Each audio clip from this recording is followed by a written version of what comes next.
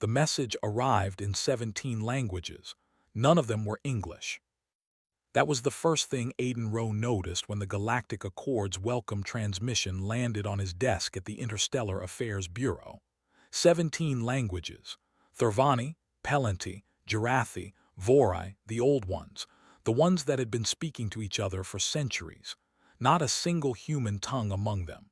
The translation software took 11 minutes to catch up.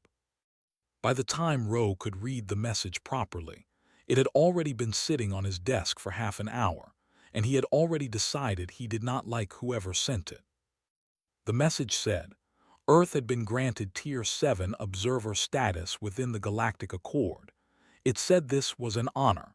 It said this with the same tone a person uses when they hand a child a participation ribbon. Rowe forwarded it to Ambassador Rivassolis without comment. She replied in 4 seconds. Her message said only, I saw. The confluence was the Accord's central station. It sat at the edge of neutral space like something that had always existed, like a mountain or a moon. It was 4 times the size of anything humanity had ever built. Walking into it for the first time, Rivassolis did not let herself look up at the ceiling.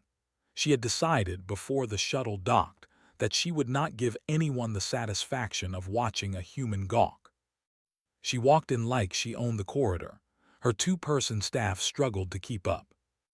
The Accord had assigned them to the Observer Annex. This was explained by a Thurvani official named Consul Dracu, who met them at the docking port with the energy of someone who had done this exact errand 100 times and found it beneath him every single time. He was tall, gray-skinned, with eyes that were perfectly black and perfectly uninterested.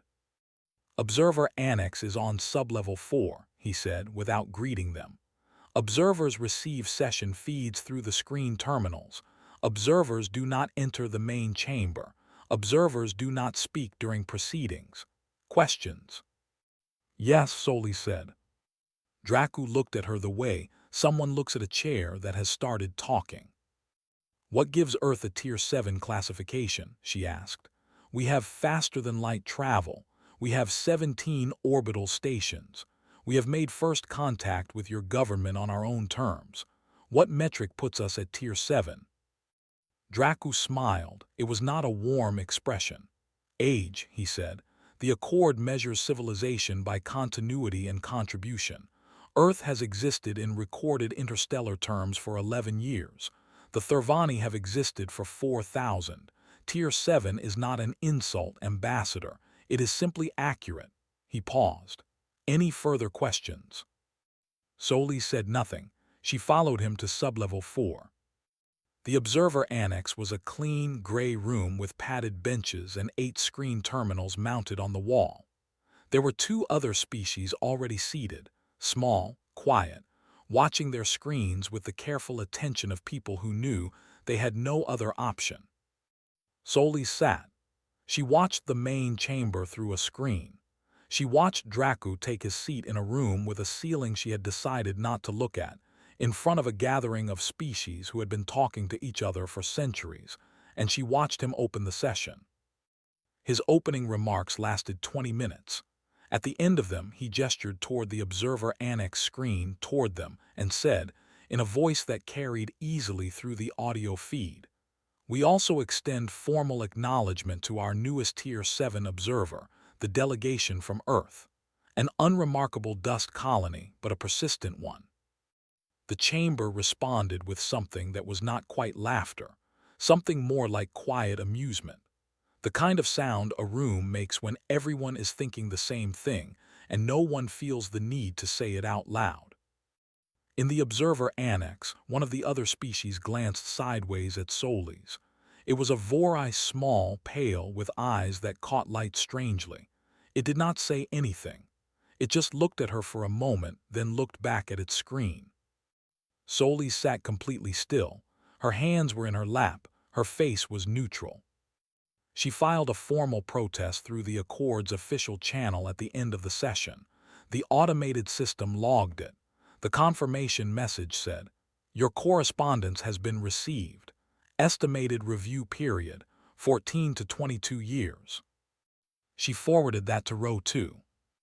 He read it in his office in the Bureau building, on Earth, where the sun was coming through the window and the city outside was making the ordinary sounds of a planet that did not yet know it had just been called unremarkable. He sat with it for a while. Then he picked up the phone and called Admiral Cass Farron, not to give any orders, not yet, just to make sure Farron was still where Roe knew he was and still thinking what Roe suspected he was thinking. Farron answered on the second ring. "I saw the feed," Farron said before Roe could speak. "Good," Roe said. "Keep thinking about it." He hung up and looked out the window for a long time. 3 months later, the ESV Steadfast was carrying food and medicine. That was the whole story when you stripped it down to the bones. A human cargo freighter, licensed under Accord Transit law, carrying agricultural seed stock and surgical equipment to a Tier 4 colony world that had asked for it. Captain Orla Doone had done this route 4 times before. She knew the lane, knew the checkpoints, knew how to file the paperwork so it came back approved before she cleared the Sol exit point. She ran a clean ship. Her crew of 9 had a combined 41 years of deep space experience between them. She never got to finish the route. The Thurvani warships appeared off the Steadfast's port side at 3:40 ship time, when most of the crew was asleep.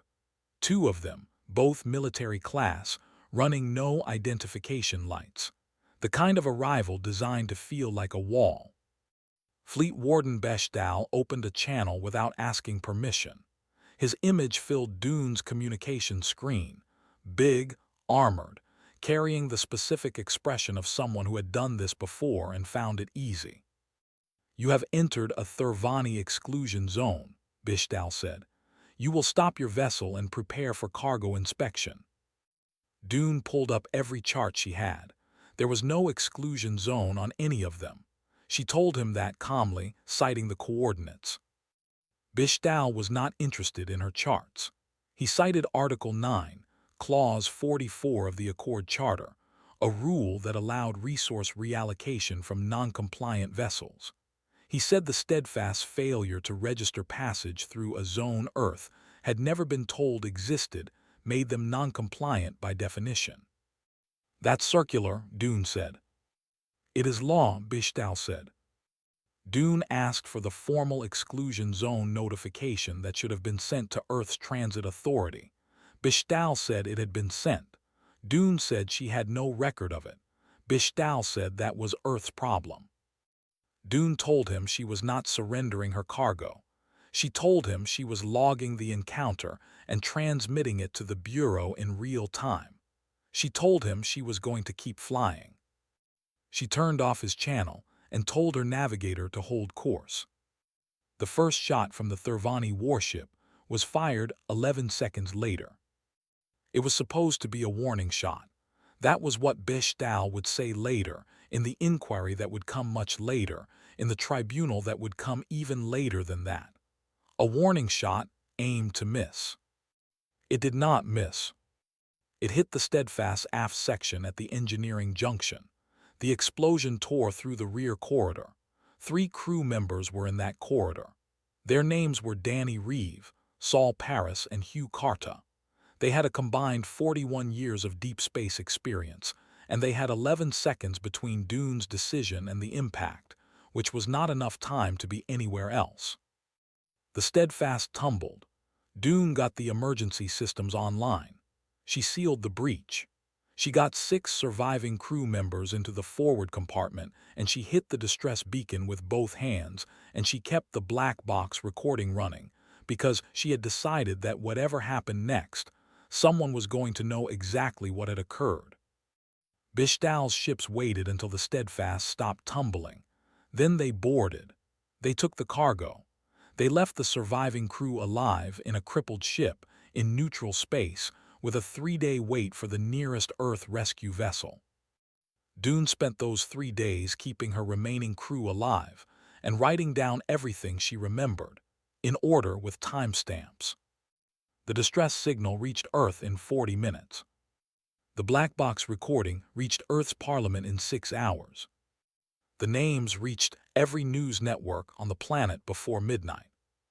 At the confluence, Rivassolis heard about it through a private message from Ro at 200 station time. She read it twice. She put on her formal jacket, the one she wore to sessions she considered important, and she walked up from sublevel 4. She walked past the sound barriers at the main chamber entrance. A Thurvani guard stepped into her path. She walked around him.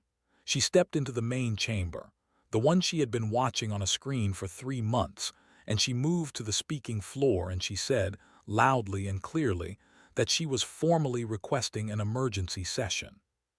The chamber went quiet. Dracu stared at her from his seat like she had materialized from nothing. Tier 7 observers, he said slowly, do not have the floor. 3 of my people are dead, Solis said. You will be removed, Draco said. She was. 2 guards escorted her out, and they were professional about it, and she did not resist, because every second of it was being recorded by every species in that room. Back on Earth, the Galactic Accord released a statement at 1400 local time. It said the cargo inspection incident was under routine review. It said no formal action was required at this time. It used 11 paragraphs to say something that added up in the end to, it was fine. Parliament met that evening. The vote on the declaration of grievance was unanimous. Ro read it aloud to an Accord reception terminal, the automated kind, no staff, because when he had asked for a human representative to receive it, the Accord had sent him a form to fill out to request one. The form had a 6-week processing time. He read it to the terminal anyway. He wanted it on record. Silence from Earth is not the same thing as peace. The galaxy did not know that yet. In the 90 days following the Steadfast incident, Earth sent exactly 3 formal communications to the Galactic Accord through official channels. The first requested an expedited hearing. The Accord system routed it to the Tier 7 processing queue and assigned an estimated review time of 18 years. The second requested direct contact with the Accord's Arbitration Council. The system said the Arbitration Council did not accept requests from observer status delegations. The third communication was a single sentence. We consider this matter unresolved. The system logged it as received and sent no reply. After that, Earth went quiet. Ro noticed the messages first, the quiet ones, arriving in his personal inbox from addresses he had to look up. The Vore ambassador sent a note in plain text, no official header. It said, "The Thurvani did this to us 40 years ago, a survey vessel. We filed protests for a decade. Nothing came of it. We are sorry we said nothing louder at the time." The Pelenti sent something similar. So did the Iski, short messages, careful ones.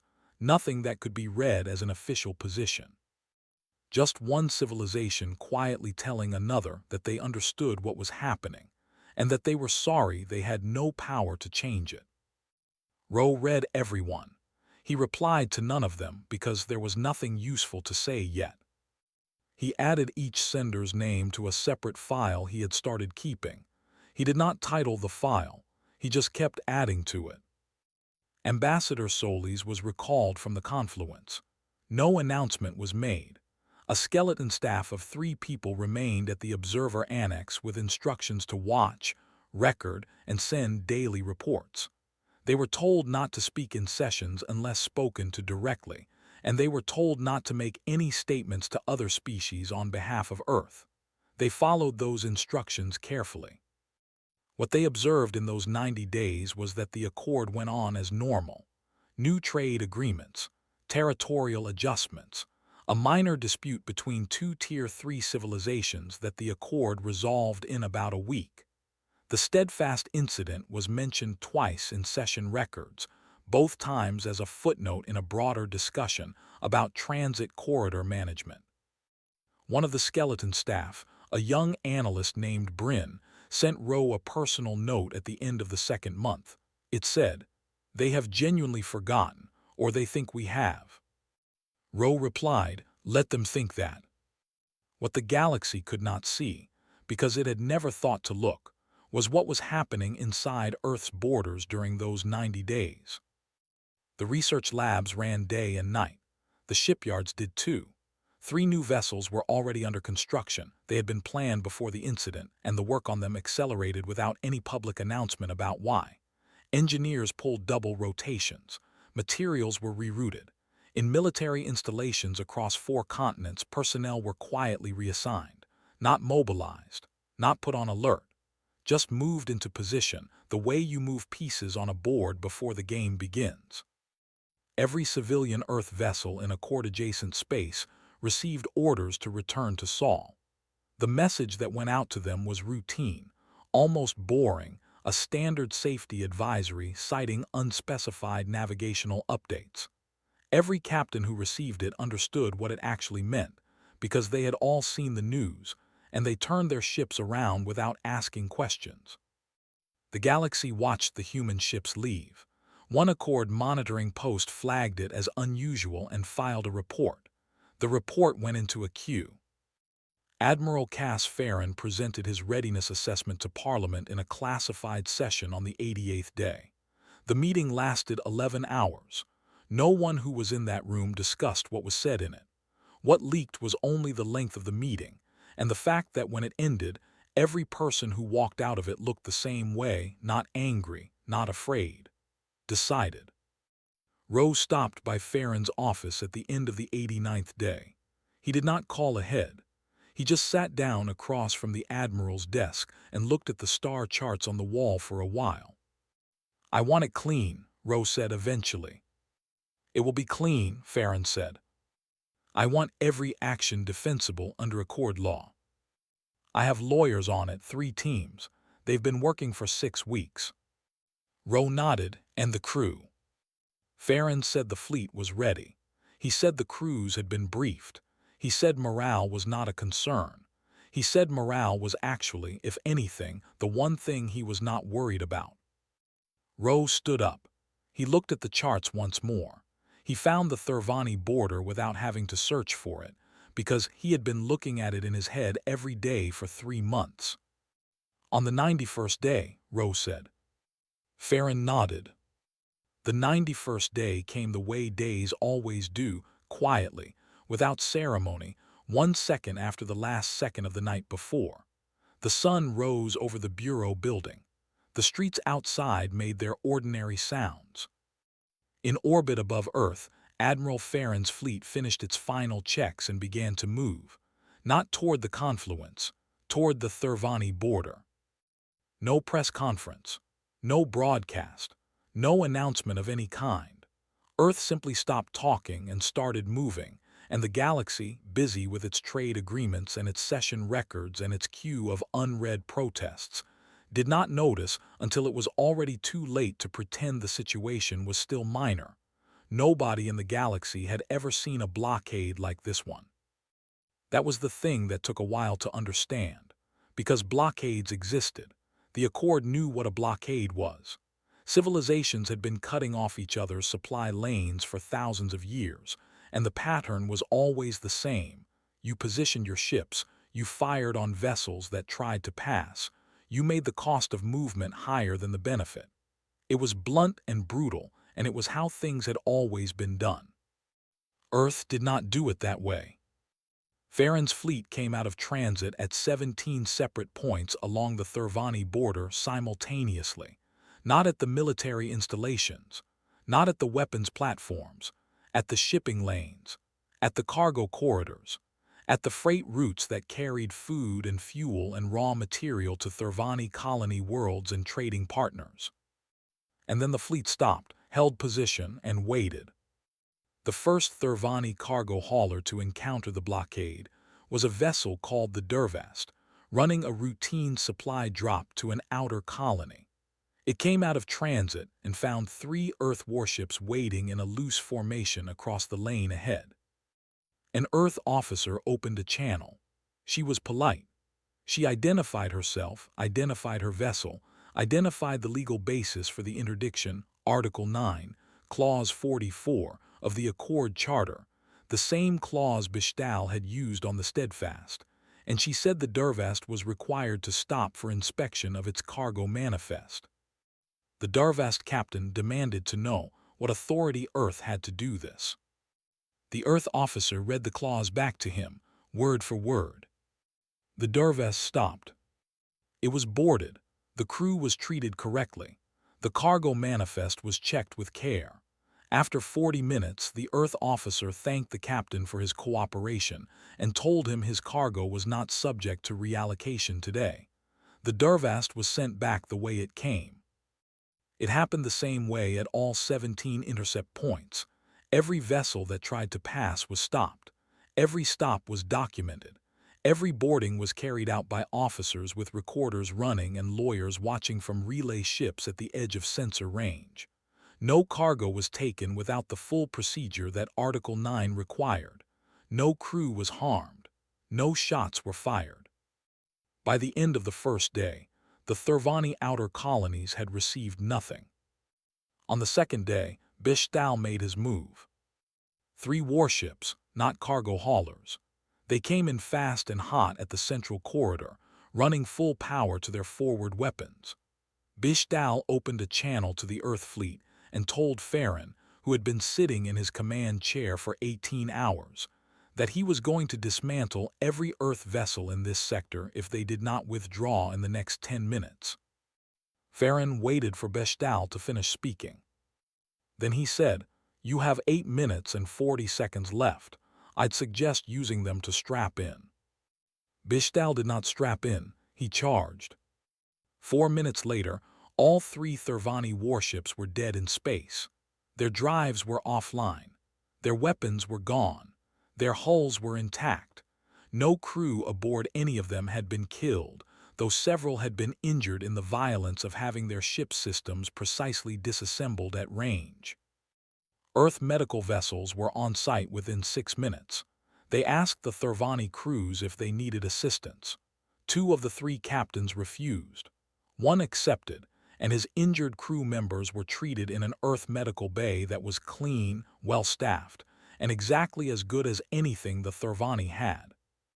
Bishtal, on his disabled bridge, opened a channel to Farron and demanded to know what law gave Earth the right to disable Thurvani military vessels. Farron read him Article 9, Clause 44, the part about vessels failing to comply with lawful interdiction. "You learned our own laws," Bishtal said. He sounded, for the first time, like something had shaken loose inside him. "We are very good students," Farron said, and closed the channel. At the confluence, the Accord had been watching on long-range sensors. Dracu convened an emergency session. It was the first time in recorded Accord history that a Tier 7 species had been the subject of a full chamber debate rather than a line item in an observer log. Dracu moved to issue an immediate sanction against Earth. He expected it to pass the way things always passed, without real resistance, without debate, with the comfortable momentum of a body that had always agreed with itself. Instead, 4 species voted against him. The Vorai, the Pelanti, the Iski, and unexpectedly the Jarathi, a mid-tier civilization that had never voted against a Thurvani-backed motion in living memory. It was not enough votes to block the sanction, but it was enough to make the chamber notice that the vote was not unanimous, which was something that had not happened in a long time. Dracu looked at the 4 dissenting markers on the voting board for a long moment.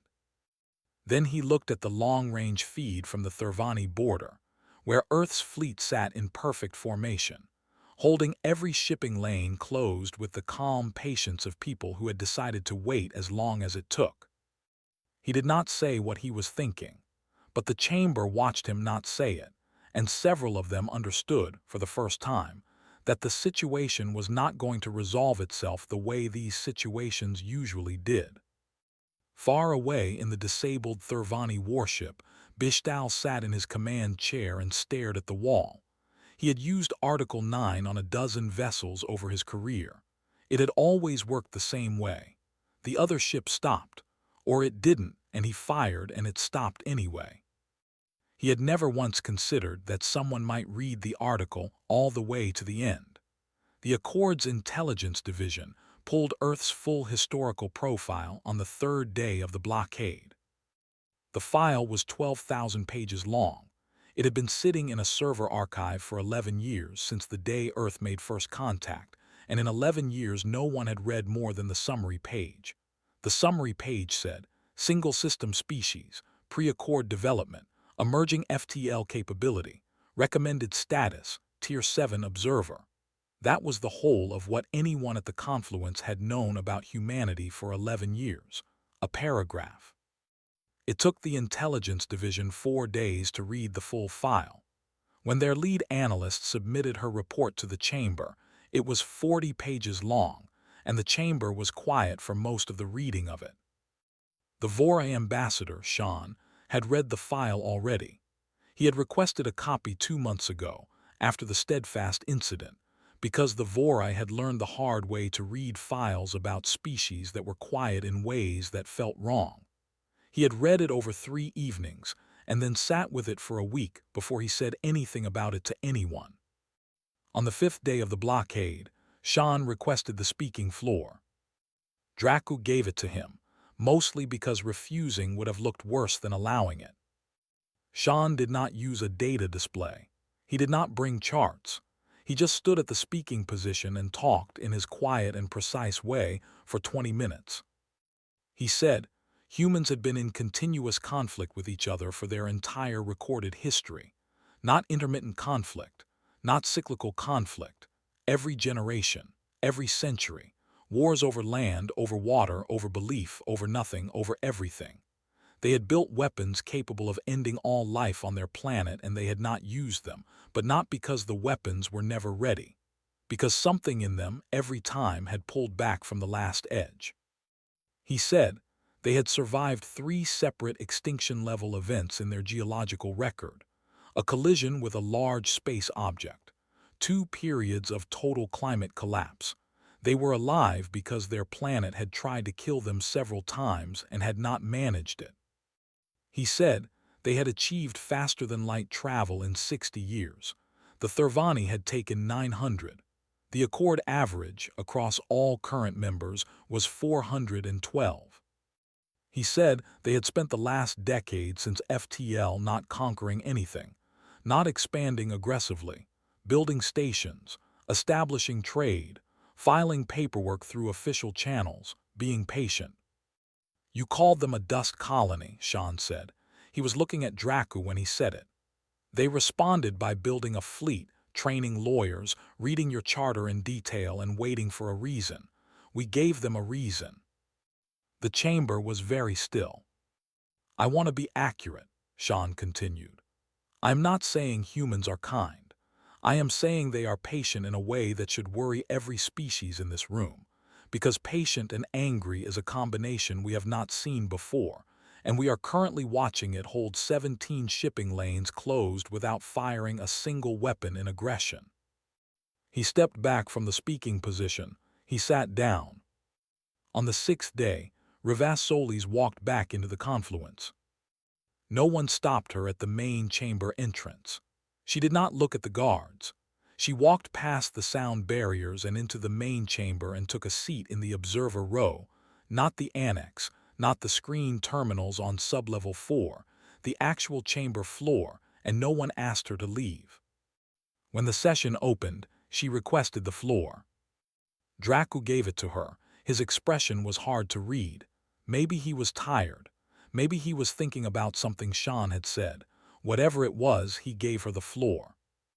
Solis did not bring a speech. She walked to the speaking position and she took 3 photographs from the inside pocket of her jacket, printed on paper, because she had decided that was the right format for this. She placed them on the chamber's central display surface, one at a time, and she tapped the control that put them on every screen in the room. 3 faces, 1 man, 2 women, work photographs, the kind you take for a personnel file. They were wearing crew uniforms. They were looking at the camera. Danny Reeve, Solis said. Saul Paris, Hugh Carter. She let the names sit in the air for a moment. Then she walked back to her seat and sat down.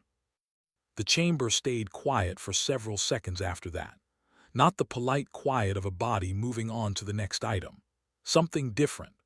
The kind of quiet that happens when a room full of intelligent beings all understand, at the same moment, that they have been thinking about something the wrong way. On the seventh day, the Thurvani government sent a formal request for a ceasefire to Earth's Interstellar Affairs Bureau. Roe read it at his desk in the same building where he had read their welcome message 11 years ago, the one in 17 languages that did not include any human tongue. He read the ceasefire request 3 times. It was 3 pages long and very carefully worded, and it did not contain an apology. He forwarded it to Farron with a note, "Hold position." Then he forwarded it to Solis with a different note, "They came to us, your terms." Solis read it in the main chamber, sitting in her seat on the floor, with the 3 photographs still on the central display because no one had moved them. She wrote back to Roe with a list of conditions. The list was 2 pages. It was also very carefully worded. It began, "The following are not requests. Negotiations took 6 weeks. Not because the terms were complicated.